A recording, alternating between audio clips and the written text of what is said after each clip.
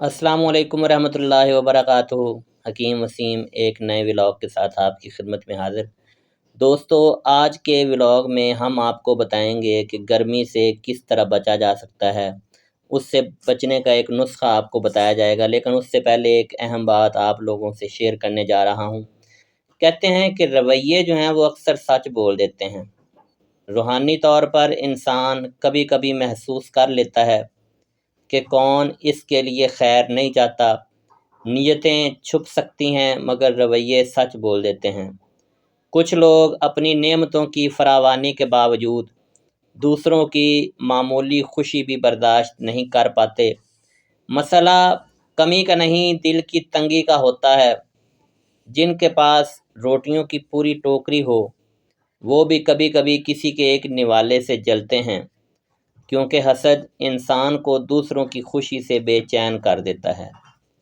یاد رکھیں، رزق کی تقسیم اللہ کے ہاتھ میں ہے، اور دوسروں کے حصے پر نظر رکھنے سے نہ اپنا رزق بڑھتا ہے نہ دل کو سکون ملتا ہے۔ اصل دولت شکر، قناعت اور کشادہ دلی ہے، نہ کہ صرف بھرے ہوئے دسترخوان۔ اب آتے ہیں کہ اس گرمی سے نجات پانے کے لیے کون سی ایسی چیز ہے جو آپ کو جسمانی طور پر ٹھنڈا کر دے، آپ کے جسم میں ٹھنڈک پیدا ہو جائے۔ اس گرمی میں جن لوگوں کا جسم ایسا محسوس ہوتا ہے کہ جل رہا ہے، بہت زیادہ تپش محسوس ہوتی ہے، گرمی برداشت سے باہر ہے، اس چیز کا استعمال آپ کے جسم کو ٹھنڈا کرے گا، گرمی کے اثرات کو کم کرے گا، جسم میں ہونے والی کمزوری کو ختم کرے گا، جسم میں طاقت اور توانائی کو بڑھائے گا۔ اس کے ساتھ ساتھ معدہ اور آنتوں کی صحت کے لیے بے حد مفید ہے۔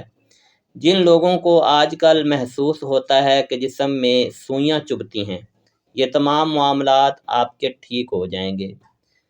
اس کا روزانہ صبح و نہار منہ آپ نے استعمال کرنا ہے اور اس گرمی سے محفوظ رہنا ہے۔ آپ نے 1 چمچ گوند کتیرا، آدھا چمچ تخم بالنگو رات کو 1 گلاس پانی میں بھگو دینا ہے۔ صبح اس میں حسب ذائقہ گڑ شامل کریں، ٹھیک ہے، اور اس کو پی لیں۔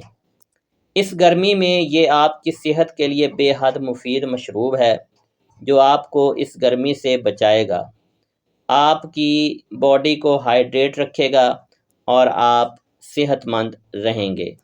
امید ہے آپ کو ویڈیو پسند آئی ہوگی، نسخہ اچھی طرح سے آپ نے ذہن نشین کر لیا ہوگا۔